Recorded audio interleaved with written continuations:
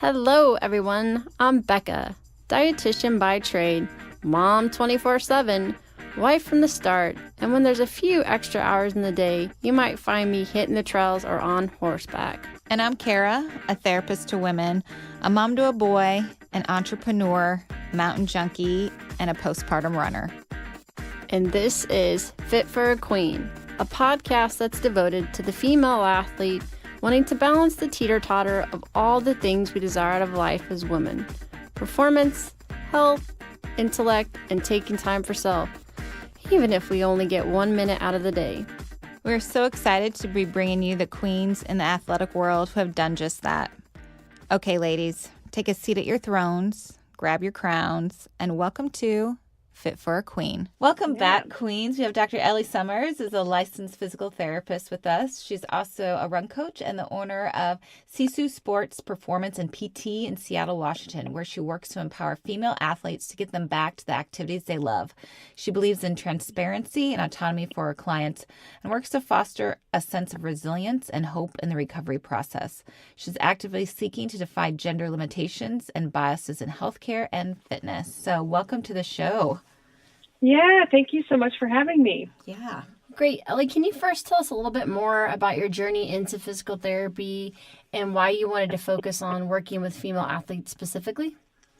Yeah, so I wanted to become a physical therapist after I had a serious injury in high school. I tore my ACL playing soccer. And after you go through an experience like that, where you're doing rehab for what feels like forever, you sort of realize that it's a pretty sweet profession to be in. So I decided that I wanted to be a PT straight out of the gates and went to college. It was a direct entry program. So I got accepted as a freshman into the program, and you just go straight through and you get your master's. And then I finished my doctorate after that. And then working as a PT, I've been in outpatient orthopedics and sports medicine pretty much the entire time that I've been a physical therapist, but really started focusing on work with female athletes about 2 years ago when I started my practice. And part of the reason that I did that was I started to see just the differences between how I was managing male athletes versus female athletes. And then with kind of, I don't want to get political or anything, but with all the political stuff happening too, I just was more aware of some of those biases, and felt like I had an opportunity to make a difference in a more positive way than I was.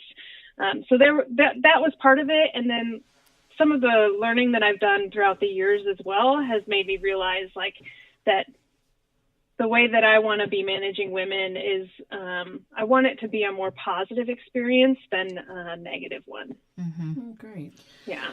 Yeah. Well, I originally found you through your social media, and then I read your blog post titled Confessions. You're really one that's kind of identifying these myths and stereotypes in terms of the female athlete. And I loved your honesty. Can you talk a little bit about what you addressed in that post and how the medical system or healthcare practitioners have done a disservice to the recovery of the female athlete?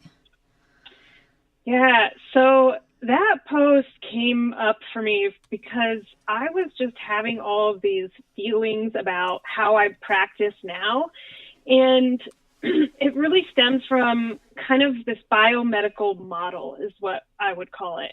And the biomedical model is basically treating humans like machines, and that sort of language and messaging is rampant in our culture. And over the years, I used to practice that way too. And so what I wanted to do was just demonstrate basically where I was many years ago as a physical therapist and where I've come.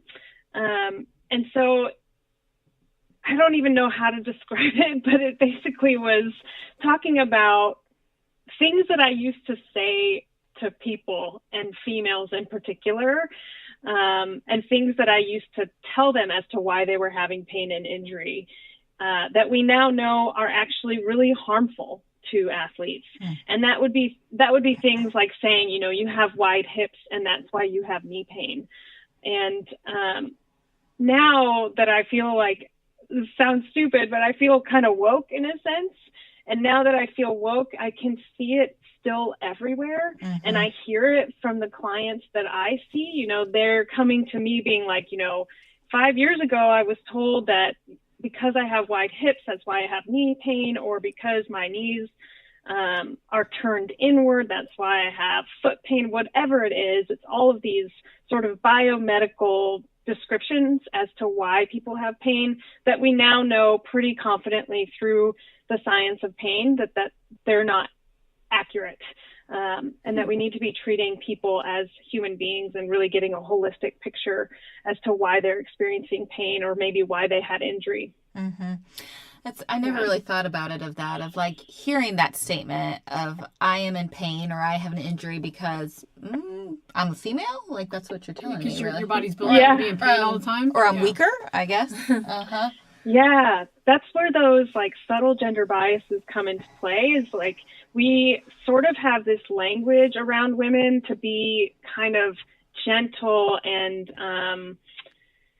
you know, I was almost taught like, and maybe this was just gender bias as well, to treat women as a little bit more fragile. And so you use language that makes them feel fragile. And we know that that language is harmful. And now that I work really pretty much solely with women, I hear these stories from them all the time that, you know, they were told they're weak. Even telling a woman she's weak can be really, really damaging to her experience in her body and her experience in her sport or activity. So with that particular blog, I really just wanted to highlight kind of the perspective of the physical therapist and help draw attention to the fact that these things are harmful. These things that I learned from my mentors from school, they are legitimately harmful, and we know that now. And I wanted to like get it out and say, I've been there, but I'm changing and I'm evolving and I'm trying to be better. No, I think that's such, again, honesty. And I'm like, man, I haven't been doing this the way I should. And I've learned differently. And well, how does that look like, I guess, in practice for you of changing some of like how you work with a female athlete? Yeah, so that's a really great question. It's almost hard for me to capture, but I think what is most important for me is when I get a person in my door and when they've taken it upon themselves to tell me that they're going to trust me with their care, that I give them a space to express their frustrations. And so they feel heard and they feel seen and they feel validated. I think that is a piece of medicine that has been missed. It's one that I didn't really learn very well until, you know, after being a therapist for 10 years, you start to learn some of these skills a little bit better. But I think that there is so often these moments where women don't realize that they can speak up with their care, that if a provider says something to them that doesn't make them feel good, it doesn't make them feel empowered or even just strong, that they're allowed to speak up, that they're allowed to say, no, that's not right for me. I want to find a different provider. I think we've managed through the biomedical system to take away a lot of the autonomy that women need to get better and to feel good in their bodies. You know, it's in the therapy world, we talk about fit, you know, like you want to make sure that you have a good relationship with your therapist, with your dietitian. And I tore my ACL in high school, and I can remember the difference when I would be going in. It would be this physical therapist when I was working with, but I would almost beg and ask. There was another one that she had graduated from Drake and played basketball in college, so immediately we had that connection because that was my sport. And she wouldn't just talk about what we were doing for rehab. She would talk about like why you needed this for when you get back on the court and what to expect and how she had recovered from an injury and how much of it was mental and what things. So she tied it in to me as an individual, not just an ACL rehab. Yeah, that is exactly what I want. But almost to take it to a deeper level, I want the athletes that I see to know that they are in charge. And that is when you have pain or when you've had an injury, you rely on other people to kind of tell you what to do and to tell you, what the right way is. And the people that I see now are often the people that have seen multiple therapists and multiple people, and they're just struggling to break free from like the system. And sometimes you just need to give an athlete permission to say, like, you're in charge of your body. You own your space. You decide what's okay for you or not. I even take it as so far as to say, like, look, a lot of therapists, they want to say you have to do all of these exercises every day in order to get better. I'm never going to say that to an athlete. I'm going to say, I want you to get curious. I want you to explore the movements that work. I'll give you some options and ideas, and we'll find a path that's going to work for you. And it's not going to be a path that I create. I'm just going to help lead a person down that path. I love that. Yeah. Much more empowering, Yeah. right? And probably more likely that they'll follow through. It's kind of how we approach our therapy. Eating disorder, so it's pretty similar. I love it, but never heard of in physical therapy. Yeah. Yeah, it turns out there's actually good science to support that type of technique. Of course there is. Motivational interviewing guy. Yeah. Exactly. Another thing I noticed is kind of your theory around pain and the notion, that it's bad and we should avoid it. Tell us your take on pain and its part in recovery from an injury. Yeah, so pain is ridiculously complex. It's very individualistic. Because of my journey learning about pain, so I didn't really start digging deep on what pain was until maybe about 4 or 5 years ago when I was working with a 12-year-old girl who had chronic pain, and I couldn't make sense of it. It just made no sense. And so I started digging into some of the literature, and there was a lot of good stuff that I had never even heard of in school. And this process on learning about pain has made me feel less nervous about pain. And the reasons are because we know that pain itself, it's not dangerous. I'll sometimes say to people who are really nervous just about pain that I've not yet, knock on wood, heard of anybody who's died from a pain attack. And what's tough about it is there's a lot of fear from my clients about pain, and that's understandable. I used to be afraid of pain too. I used to want to rub it out and zap it out and just extract it from people's bodies, basically. But the reality is that pain is nuanced, and it's something that all normal human beings have. And to me, it's less about trying to zap pain out of your body and more about trying to figure out ways that we can give you confidence that you're going to be okay moving forward.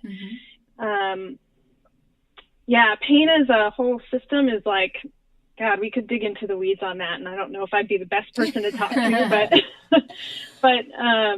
it's not as threatening to me anymore, and I think that has given me power to help people and help demonstrate that they're going to be okay, and also that they can draw the lines with pain. A lot of people are told, if you have pain with this activity, don't do it.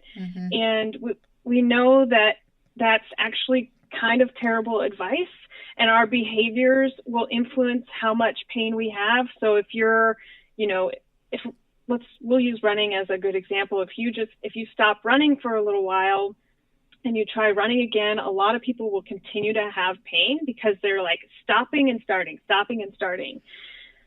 And consistency with any activity is going to help build up your tissues and build up your tolerance to that activity. So a lot of times it's just about what your comfort zone is, trying to stay consistent with something, getting the reassurance that you need from a good provider. and sort of carving your path in a way that you feel good about. Mm-hmm. On the flip side, though, can you ever ignore pain that could be an injury that's brewing or an injury that's already occurred? Yeah, so there are times, most certainly, where, if you maybe ignore it too much, you might lead yourself down a more negative path. One of the best examples that I have right now is in my head, like a stress fracture or a stress reaction. Yeah. For a That's runner, exactly we what I was know, thinking. yeah. For a runner, we know that if you continue to run on a stress fracture, probably not heading down a good path. But on top of that, typically speaking, a stress fracture is going to give you functional limitations that you can't possibly ignore. I've not seen too many athletes who can consistently run through that type of pain. Mm-hmm. They might be able to do it sometimes, but I wouldn't recommend it. Other than that, it's complicated. It's nuanced. I think that if you're having pain that is disconcerting, that is really kind of just freaking you out, it's important to speak to your provider about that. But otherwise, I'm okay with pain. I'm okay with most of my athletes pushing through pain when they have decided that that's okay for them to do. Good. Thank you. Yeah. What are some of your messages that you want to get out to young athletes out there about sport and injury, just kind of in general? Yeah. So I think that I want young girls to know that they're enough and that their bodies are beautiful exactly as they are. And that is like a huge, undertaking. Amen to that. Yeah. Right? Yeah. And, I think it's such a bummer because we're conditioned to think that, we're just conditioned to think that every part of our body is wrong in some way and that we'll never achieve this like ideal state. And we know when it comes to pain and injury, like pain and injury, they don't discriminate. They don't say, oh, this person has the perfect ideal body, they're never going to get injured. That's not a thing, because all of our bodies are perfect and ideal. So that's like my big one. The other thing that I think is really important for young girls to know or to learn to trust themselves and to kind of figure out what feels good and what doesn't feel good. This is something that I see now in adult women, but a lot of the women that I see, it seems to me, are conditioned to not believe their own instincts. So they'll say, this didn't really feel right, but I just kept doing it because so-and-so told me to do it. And that leads down all kinds of paths that I think are simply unhelpful to performance. So I would love if we can get young girls at a young age to trust their feelings and trust their guts and know that their feelings aren't wrong or bad in any way. And that, to trust themselves. Mm-hmm. Yeah. Yeah. I mean, again, such great messages. We're trying to figure out how to spread that too. Today's episode is brought to you by yours truly. I'm excited to announce the releasing of my book, Finding Your Sweet Spot in Sport, Avoiding Relative Energy Deficit in Sport, also known as Red S, by optimizing your energy balance. Be sure to follow me on social media or go to my website, www.beccamccombel.com, to find out when the release date is set and when it'll be on Amazon. Bye, Queens. For additional information on today's topic and guests, follow us on Facebook, Twitter, and Instagram at Fit for a Queen. And Hashtag Fit for a Queen. don't forget to rate us on iTunes. We can't wait for you to join us next time on Fit for a Queen. Bye, Queens.